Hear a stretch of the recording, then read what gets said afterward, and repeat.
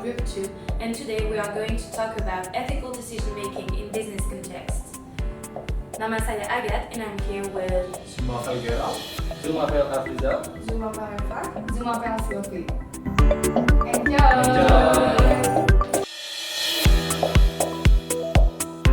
Nama saya Agat.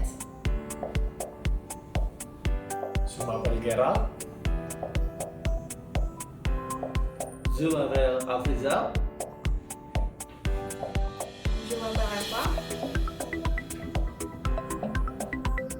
Zumapel Silvi.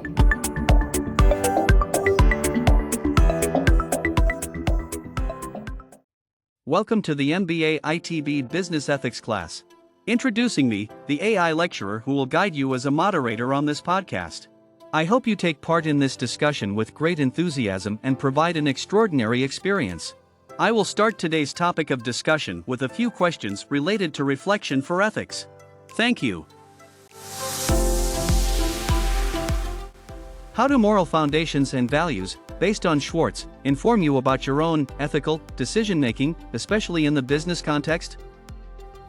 First, I would like to sum up what the Schwartz analysis is. He has found that the 10 basic human values show a pattern of relationships that can be graphed as a circle. Those values are power, achievement, hedonism, stimulation, self-direction, universalism, benevolence, tradition, conformity, and security. Values that are next to each other are closely related, and values that are across from each other tend to be opposed or tend not to be strongly endorsed by the same person. So according to this analysis, I've noticed a high level of self-direction for me, which fits it perfectly with my personality because I often want to go straight to the point and move forward with conviction in my projects. In the business context, I like to make my own decision and can't stand being told what to do and how. I love creating things on my own or with a group whose members have the same power as me. That's why I'm willing to create my own company in the future in the music field. Moreover, I think I can adapt my behavior in front of a situation in order to achieve personally chosen goals and values. So my second highest score is for universalism because I have an understanding nature and no hard feelings. Like during the project, I know how to listen to the other participant and try to understand despite our divergent opinion and then choose the best option. So if it's a question of negotiation, I think I have the ability to cooperate so that everyone ends up with a winning solution. On the other end, power is my lowest score. From my point of view, it's coherent because power means controlling people or resources, and if I don't like to be told what to do, I also don't like to tell people what to do. So according to the Schwartz circle, I'm an open-minded and self-transcendent person because benevolence and stimulation are also two values that are very deep in my personality. So in my professional life, I like to challenge and surpass myself, as for example, by wanting to create a music label from scratch. Thank you, Aga, for sharing the personality result. So I think from your personality that you described before, it is related to your own business and the future in the music industry because both of your values have a correlation when you want to create something new. In other words, with universalism, you will be good to know what people are interested in or looking for. Actually, my personality is almost similar with you, and I agree with you when you say you often want to go to straight to the point and with your project. For several times, I didn't like when people made the simple thing into complicated thing. But yeah, we have to appreciate their pace that is different from ours, and also have to adjust our simple thing to be more not so simple thing, and it's okay as long as we achieve the goals. How do moral foundations and values, based on Schwartz, inform you about your own ethical decision-making, especially in the business context? moral foundation and value are crucial in shaping an individual ethical decision-making process, including in a business context. Schwartz value theory is a useful framework that can help us to identify and prioritize their value when making decisions. Schwartz theory proposes 10 basic values that are universal across culture, as previously explained by Agas, and can be organized into 4 higher order value types. The first one is self-transcendence. It's concern for the welfare and interest for others, including universalism and be benevolence for those who close to oneself. And the second one is self-enhance. They are focused on personal achievement and success, including an achievement personal success through demonstrating compete, power, and heroism. And the third one is openness to change, a willingness to embrace new experience and ideas, including stimulation and self-direction. And the last one is conservation. They are focused on maintaining the status quo and preserving traditional value, including conformity and security and stability. When facing an ethical dilemma, we can use Schwartz values theory to identify the most important value and consider how those values may conflict. For example, as a business leader in my company who value as benevolence, I may struggle with a decision that put profit above the well-being of employee or environment. On the other hand, as a leader who value power, I may have to prioritize the company financial success over the other concepts. So, by understanding our value and moral condition, we can develop a framework for making ethical decisions that align with our personal belief and principle without sacrificing employee or company goals. This can help us navigate complex ethical dilemma in a business context and make decisions consistent with our value, even in the face of pressure to prioritize other considerations such as profit or corporate reputation. That's all for me. Any comments? I totally agree with you, Afrizal, and I'm sure that thanks to this theory, we understand that people are all very different and our values can create conflicts between each other. So our values shape our behavior and then our relationships. I think it's important to highlight the idea that depending on the culture, values are prioritized differently. For example, in French tradition, conformity and security had the lowest score when I compare it with my French friends. And on the other hand, I think it's more likely to be the case in Indonesia. So, what do you think about that? Thank you, Agat. You are right. You have highlighted the idea that values are prioritized differently depending on culture. This allows that we are aware of cultural diversity and tolerance. You also compare France and Indonesia in terms of their score of conformity and security, which are part of the conversation group. You have suggested that France has a lower score than Indonesia on this value. This is implied that France may value more openness to change and self-enhancement than Indonesia. Yeah, I agree with both of your opinion about different point of view in values between Indonesia and France because I've heard some of the story from my colleagues who have experience in live in Netherlands. He told me it can be said that the Netherlands has almost the same values as France, but has different values from Indonesia. How do moral foundations and values, based on Schwartz, inform you about your own ethical decision-making, especially in the business context? So after I read several journals, I found that when we as a stakeholder in business implementing some business ethics, it helps to reduce unnecessary costs and achieve many more long-term goals. And then employees will take joy in their job if a company is well run. And business ethics is concerned with the innovation and creativity or of moral norms in the business environment. So there are several beliefs that contribute to business success through ethical action. Another particular concept that may be practiced for developing ethics is moral foundation theory, right? Which leads to ethical business management in order to fulfill the company goals. And for example, moral foundation and value based keyword like we said before, I want to give two examples that interest me in decision making. So first thing is universalism. For example, most individuals are helpful and friendly to others, right? And it feels unfair or wrong to help or be friendly to someone only partially. When I, as a business owner, decide to implement a new method or practice, it should be fair to all parties. And humans are highly emotional when it comes to justice, trust, and loyalty. As a result, the producers and judgment will be acceptable for everyone. And there is a link between justice and fairness. And then fair or ethical produce will be beneficial to business performance because this concept boosts employees' moral, I think. And then for the second one is power. For example, as people engage to society, their leadership controls it while respecting tradition and authority. And in a business, the employee could take the action and follow the decision if I have power to ask them right.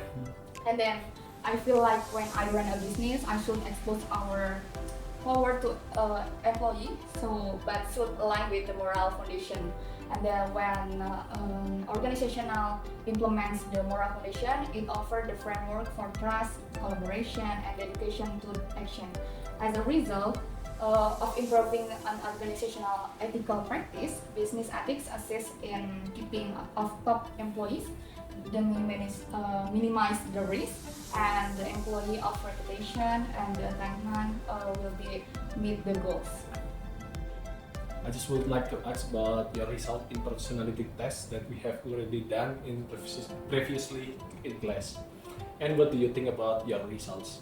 Does it inform you about your own decision making ethical, especially in business context? In my personality test is authority, and it concerns respect to authority and rejection of insubordination, I think. And since I am a perfectionist, if I have a project, then I want the project will be finished perfectly or at least near my expectation. So it would be lovely when I have the authority to arrange everything in a business context or something else, and it also makes me confident to do the job. How do moral foundations and values, based on Schwartz, inform you about your own ethical decision-making, especially in the business context? Inform me a lot about how situational factors such as organization, peer, leader affect our individual factors like our values, moral identity, cognition, emotions, and making decision behavior choices which are ethical or unethical. For example, I have care and fairness environment in my life since I was a child.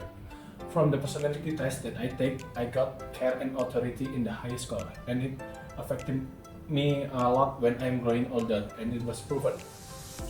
I take more wisely and seeing other person or people's perspective when I was a sales team leader, and I always told my salesman for telling the truth about our product because I believe that trust is the most important thing for building engagement with customers. And from Schwartz value scale test that I think I got achievement, benevolence, and conformity in the high score, and it helps me for knowing myself better. In business, I always eager to be the best in any aspects, but I always care and respect about social and people's perspective. Is it ethical or not ethical? And it is really affecting me for my decision making and makes me more wise to take the path. And yeah, I think it affects you a lot to be a grown man and always thinking of others before you decide something. And I hope you always do ethical thing in your future, and but also don't forget to make it fair for yourself too, and especially in business context. Good explanation, Gerald. Your explanation shows us that you have a strong sense of care and fairness about moral value. You also value that authority, achievement, benevolence, and conformity according to the Schwartz value score. And this value inform your decision making and behavior choice in various situations. Furthermore, how can moral foundation and value make you confidence to make the best decision in business without having to sacrifice the people around you or environment?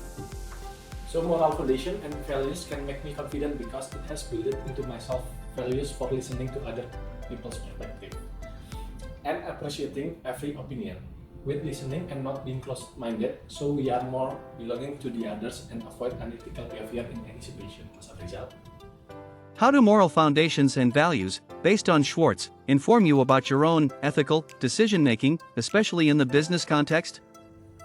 So I think I have a different result from all of you. My moral foundations and values based on Schwartz have stimulation, conformity, and benevolence values as my highest score, and for the power values as my lowest score. And then from what I learned on Schwartz theory, stimulation means that people want novelty, challenges, newness in life, and have independent thinking. And then for the conformity value and benevolence, it is compensate each other. Conformity values promote cooperation in order to avoid negative outcomes to for self. And then for the benevolence, it is about the provide and internalize motivational base for such as a behavioral that arises, for example, likes to help or pay attention to surrounding conditions, be loyal to friends, and prioritizing friends, So both values may motivate the same helpful act either separately or together. And then in the business context, I think when I have a discussion with my coworkers about our project, we have to decide which one of the best solutions will be implemented. So I combine their opinion and give the midpoint of what has been discussed. In other words, I'm good at listening to what they expect of myself and try to prioritize their expectations with cooperation and support. But on the other hand, I am afraid of disruption of social relation due to expectation and self-interest. So, based on the SWOT circle diagrams, I'm a person who is conservative, self-transcendence, and openness to change. Thank you, Eva, for sharing. So do you think when I'm talking about cultural differences, I'm wrong? Because as we can see in your results, you have a high score in conformity, but also stimulation, which is at the opposite side of the circle. It's very interesting to see that you have values that are very different, and I think that you have both social and personal focuses. So tell me about what you think about that. Okay, thank you again for the comment. It is very interesting when you ask about the topic of cultural differences. Actually, I'm very curious about my topics of conversation, including the cultural differences, because it can help me to get know their social life, social culture, and more. And that's for my view. I think with the results of the opposite score value being one of my strengths. When I meet new people, my character is more inclined to conformity, which suppresses my behavior in front of them to avoid negative actions. When speaking and over time is my character will be more inclined and stimulation because they have positioned themselves when interacting with various kinds of character. Wow, Eva, thank you for sharing. From your statement, I recognize that you are afraid of social disruption of your social relation due to low expectation and self-interest. I just would like to ask about how you deal to overcome it.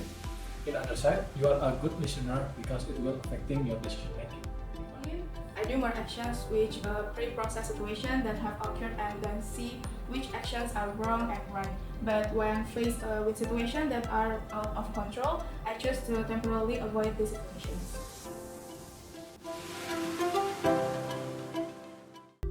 What are your strategies to avoid moral neglect, moral justification, and moral inaction in your organizational or business decision making? You should define clearly the missions attributed to an employee. Indeed, a person would feel less concerned by the consequences of his job if the missions are not well described and not directly pointed to him. The company could set a sensibilization campaign towards employees to confront them to the consequences of their action. For example, workshops on harassment or the environment could really help employees to assimilate what is right or wrong. So, for moral justification, it can induce people to bypass self-sanction and violate personal standards. That said, there are some ways to avoid these kinds of attitudes. An employee can comfort himself in a group by ease and thus not worry anymore about whether his actions are moral or not. So, through the group effect, the employee feels protected and does not act accordingly. He does not try to improve the situation and would just follow the group effect. However, it is important to take into consideration that each individual action has global consequences. The company must, I think, therefore ensure that each employee expresses his or her convictions without being under the influence of the group. So the company can then organize activities between departments to promote communication and strengthen the relationships between members of different sectors.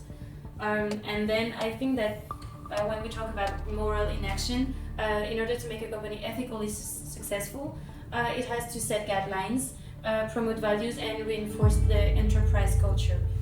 Employees should feel comfortable in speaking out about their problems in order to upgrade their productivity.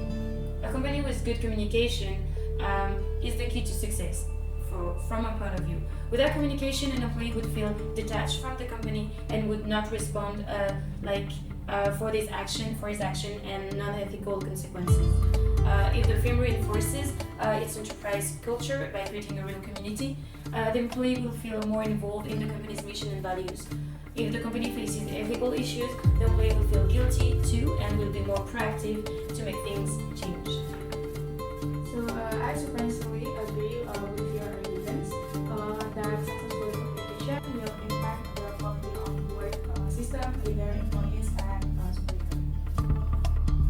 for explanation again. You have a good understanding of that, and you have provided some example of how this phenomenon can affect employees' ethical behavior and how companies can prevent or reduce them.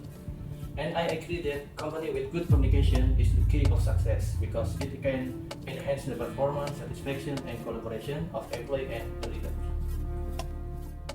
What are your strategies to avoid moral neglect, moral justification, and moral inaction in your organizational or business decision-making?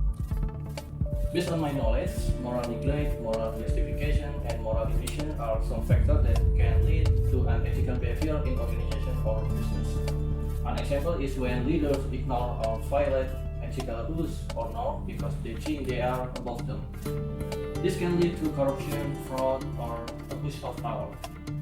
And then, my possible strategies to avoid this factor are, for the first one is for moral neglect.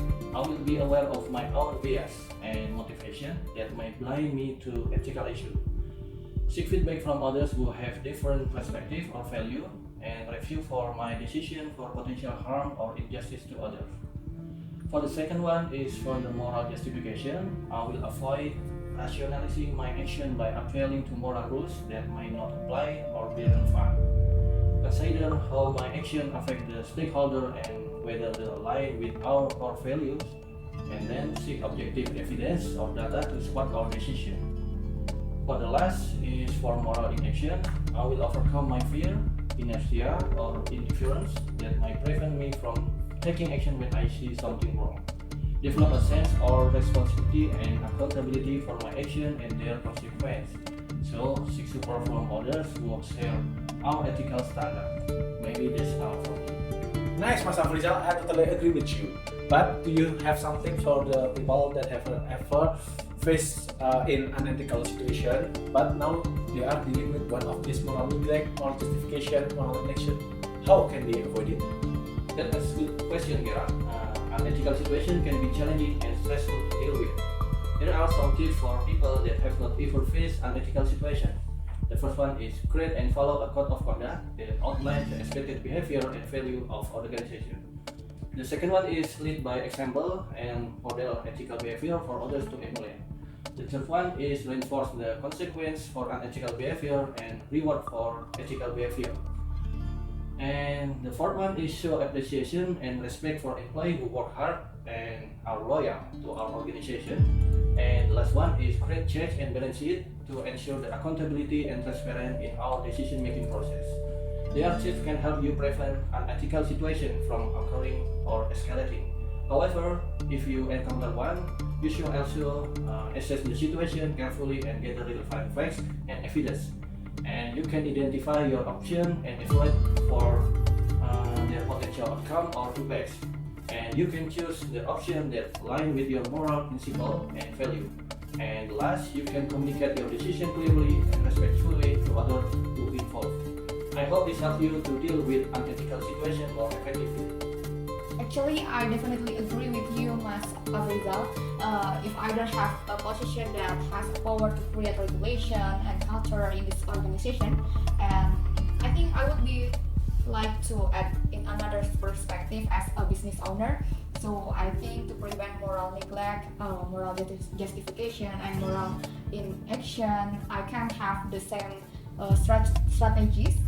What are your strategies to avoid moral neglect, moral justification, and moral inaction in your organizational or business decision-making? So the strategies that I will implement in my business will be, the first one is modeling process and be a good leader. So I see that the journal Bandura suggests that through so-called modeling process, leaders can influence their followers as this is how value, attitudes, and behavior are transmitted within an organization. So the employees learn what is accepted and what is not, and are likely imitate the behavior of those with authority. And based on Trevino and Brown that I read before, serving as a role model, manager can influence lower level employee to act ethically or unethically. Is based on the manager. And then for the second one is management control system. So there are many scholar or journalists before that agree that corporate control system have a strong influence on individual behavior for good or for bad, and these systems are designed to match individuals' interests with the goals of the organization. And goal alignment is based on the assumption that the activist people are more motivated to perform in line with their perceived self-interest, are also in the best interest of the company. And for the third one is organizational culture. So organizational culture can be understood as shared belief, value, and practice, and is built up by leadership and interaction among people within the organization. And I see that Moore and Gino in the journal argue that others, through their section and action and inaction, help to establish a standard for ethical behavior and could prevent immoral action. And as a business owner, I should create a good organizational culture, because the good organizational culture promotes morally correct decision, right? What do you think? Okay, thank you, Sylvie, for the explanation. I think I have the same opinion as what Sylvie explained earlier, that as a business owner, you really need a good strategy to avoid these three morals, like moral neglect, moral justifications, and moral inactions. Justification and inaction is to increase the enterprise culture, that's for sure, as I said earlier, and also implement some workshop, for example. But I love your ideas. What are your strategies to avoid moral neglect, moral justification, and moral inaction in your organizational or business decision-making? I think I have the same opinion as others, where moral neglect, moral justification, and moral inactions are things that refer to immoral actions that can define the surrounding social environment. In my opinion, these three morals have occurred in a company engaged in the transportation industry on a small scale, such as travel, which has partnered with several manufacturer companies that provide shuttle services for employees. All employees who work as drivers have obligations to record daily work reports independently, which later must comment from in recording, and they feel the important things is to have recorded and then report to the coordinator. Seeing this behavior based on my experience, I have contributed as a field coordinator in the same industry. Will carry out evaluations and then adjust employee work roles that apply in the company, and improve good communication with employees, and impose new rules for employees who commit fraud, such as reduce the ratio of work where the income generated will also decrease, and then employees who commit unethical actions will feel guilty, and other employee will support the change. Good explanation, Eva. Your explanation gives an example of how these three morals can occur in company that provide shuttle service for employees. You also explain how we will handle the situation as a field coordinator. And I agree with you with your statement that employee will commit unethical action, will feel guilty, and other employee will support the change. I agree with all of your opinion, guys, about how to avoid moral neglect, justification, and moral inaction in organizational or business decision making. But I have my opinion also about it. What are your strategies to avoid moral neglect, moral justification, and moral inaction in your organizational or business decision making? In my point of view, moral neglect, justification, and moral inaction is something that most all of us already know, but we pretend to do nothing or staying as it was a situation like usual people to do it. This is the definition of moral neglect from my point of view. Moral neglect is unethical behavior that have been ignored as unethical from the organization or businesses.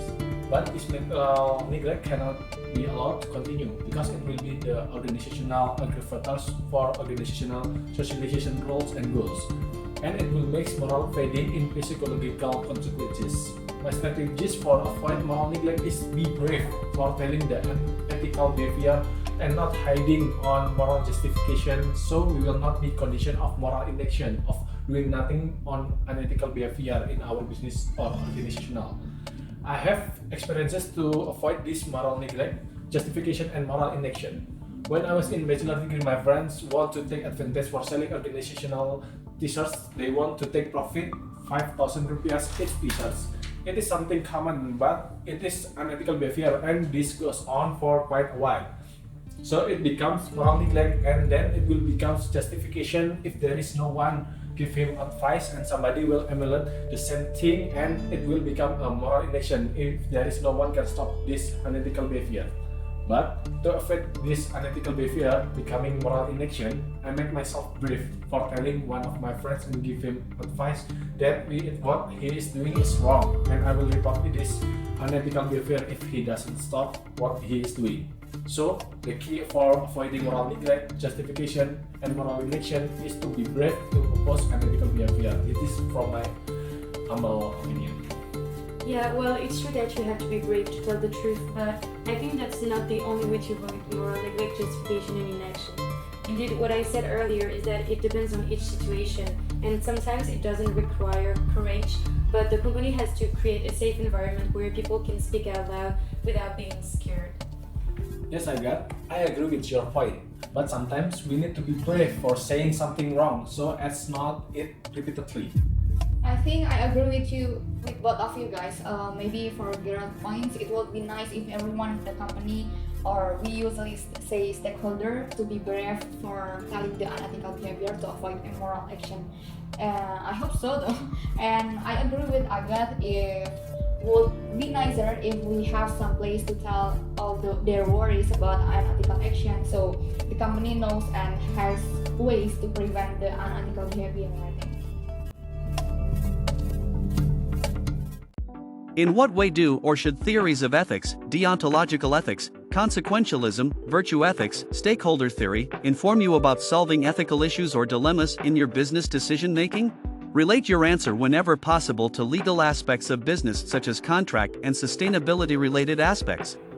From my point of view, theories of ethics are normative framework that help us to evaluate what is right or wrong, good or bad, in different situations. They can inform us about solving ethical issues or dilemmas in business decision making by giving us different perspectives, principles, and criteria to guide our action. There are some of my theories of ethics. The first one is deontological ethics. This theory focuses on duties and rules that we should follow the regardless of the consequence. For example, we should always tell the truth, respect human rights, and honor our contracts. The second one is consequentialism. This theory focuses on our action, outcome, and effect on ourselves and others. And for the example is we should choose the action that maximizes happiness, welfare, or utility for most people. And the third one is virtue ethics. In this theory, we focus on character and value we should cultivate to become good person. For the example, we should act with honesty, courage, justice, and wisdom. And the last one is stakeholder theory. This theory focuses on relationship and responsibilities that we have toward different group or individual affected by our decision. For example, is we should consider the interests and needs for our customer, employee, stakeholder, supplier, communities, and environment. This theory can help us solve ethical issues or dilemma in business decision making by helping us identify the ethical problem or question, and then analyze the situation from different ethical perspectives, and then evaluate the alternative based on ethical principle and criteria, and then choose the best option that align with our value and goals, and we can implement our decision with integrity and accountability, and for the last, we can rely on our decision and its consequence. This theory can also relate to legal aspect of business, such as contract law or sustainability related aspect by helping us understand our legal obligation and rights, as well as their moral foundation. And the second is avoid legal risk or dispute by acting ethically and responsibility. The last one is it can promote social justice and environment protection by respecting human dignity and natural resources. That's all from me. Thank you. Oh, I see. Thank you, Mas Afrizal, for the explanation. I think you have a lot of experience of handling this unethical issue. Would you mind to share with us about one of your experience? I think. I also curious as Sylvie about Mas Afrizal's experience that may have occurred in the context described. Sure, I can share my experience about ethical issue in my company, PT Pos Indonesia. Some common unethical practice is business are misleading companies with false consumer claims.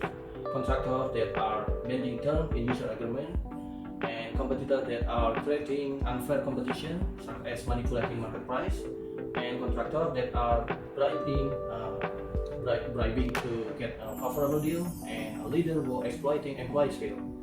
These are some examples from internal and external factors that I can give to you.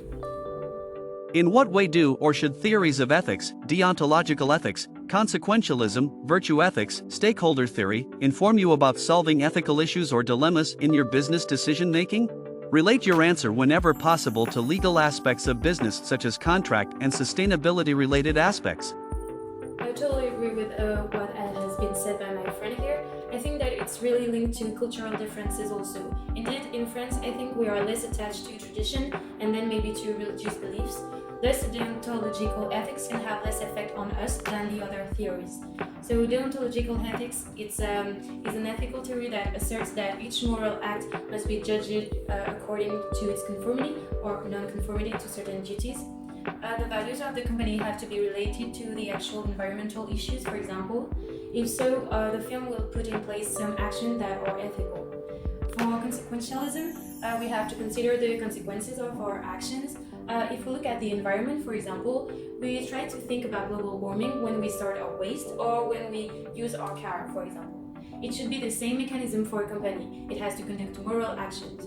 These types of sustainability issues have to have a guideline, and the environmental consequences of each decision of the company have to be thought of during the decision-making process.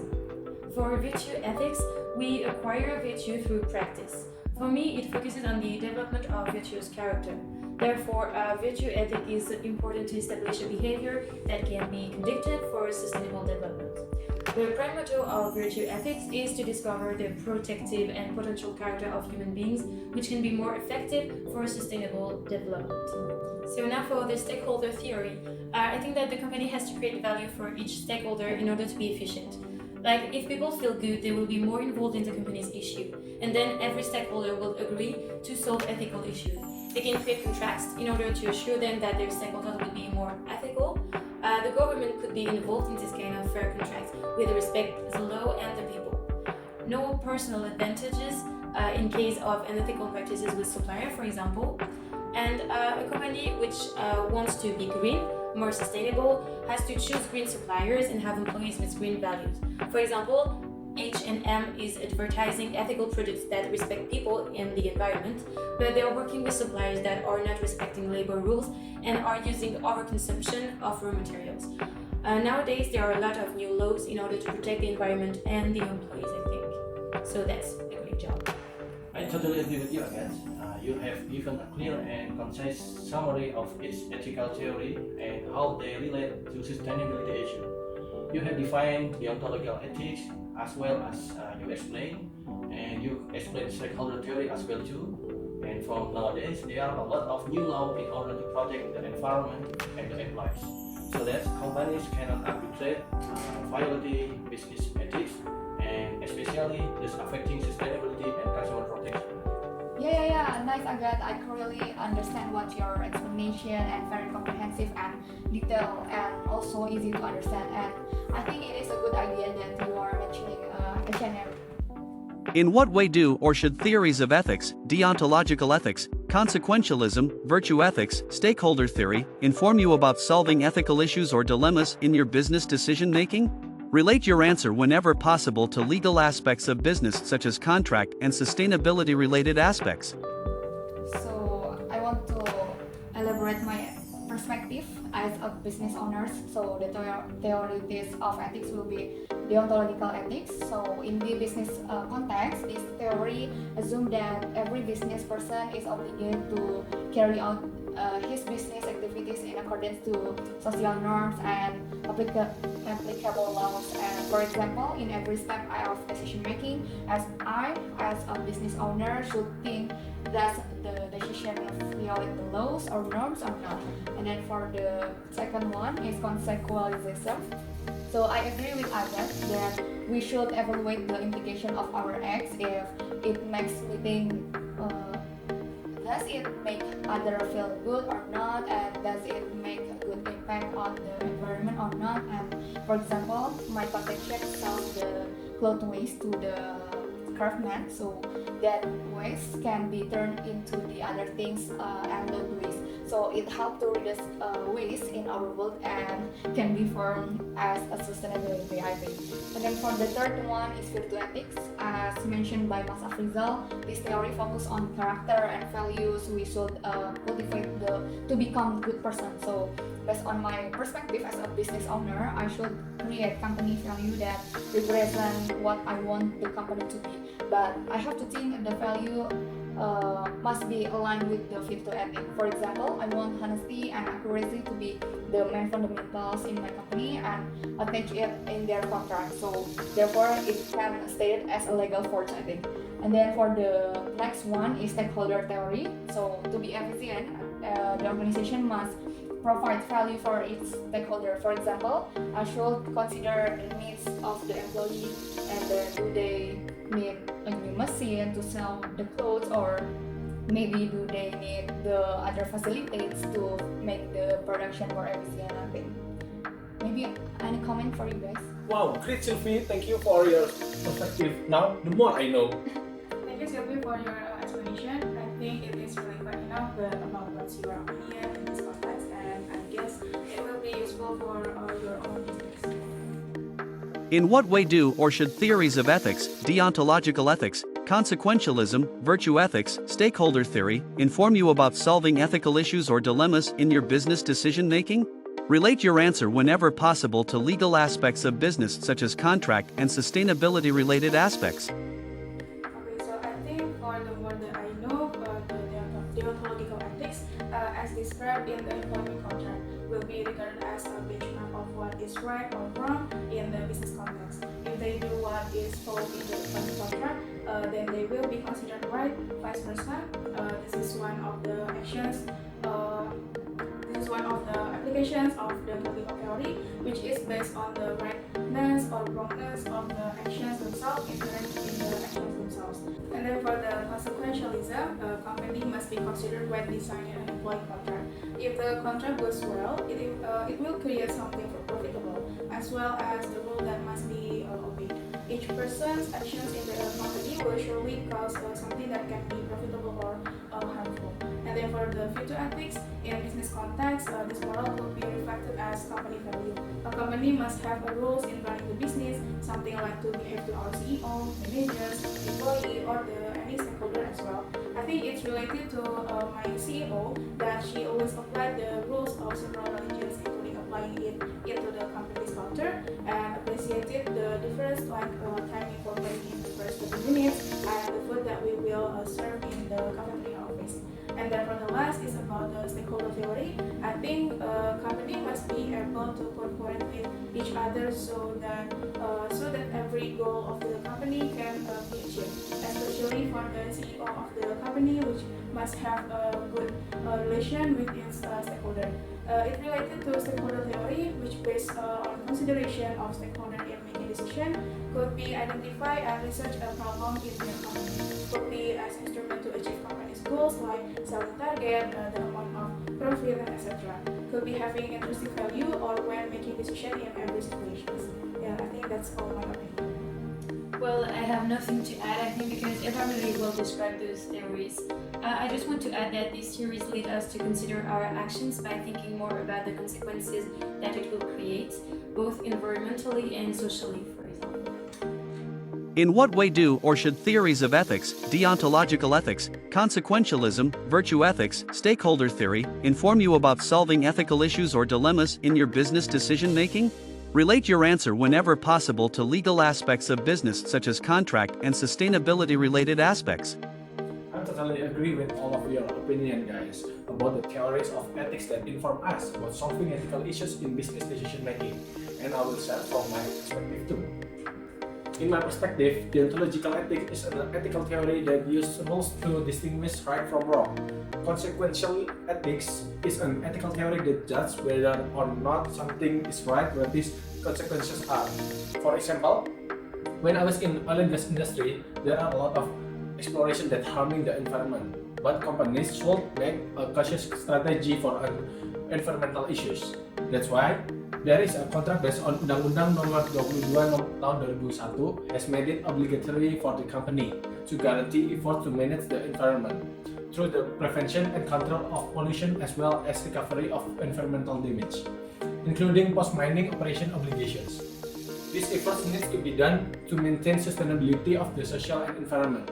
Like Mas Afrizal was explained about virtue ethics and shareholder theory, in my experience I also learned honesty, courage, justice, and wisdom is needed when we are making a business decision because it had a high impact on society, like our customers, employees, shareholders, suppliers, and communities, and for the environment too. Nice explanation, girl. You have clearly defined the ontology of ethics and consequentialist ethics using example from your experience in the oil and gas industry. That show us the main differences between the two ethical theories. Furthermore, what was your decision when you faced about this unethical behavior in your work environment? Thank you, Mas Afrizal, for the question. So in that time, I give my manager advice for not doing unethical behavior because there is a law that regulated it, and explain about environmental damage that can be caused by this unethical behavior.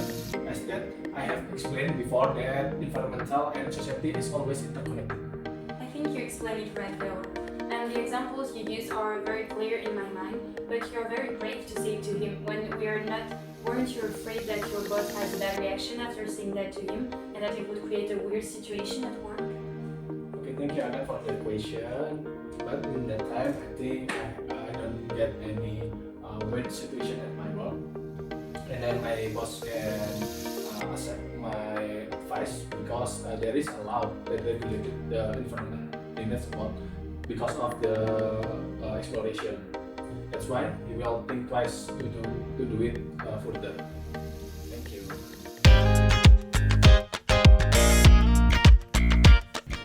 So that's the end for today, and thank you for listening to us, and see you on our next podcast. See you!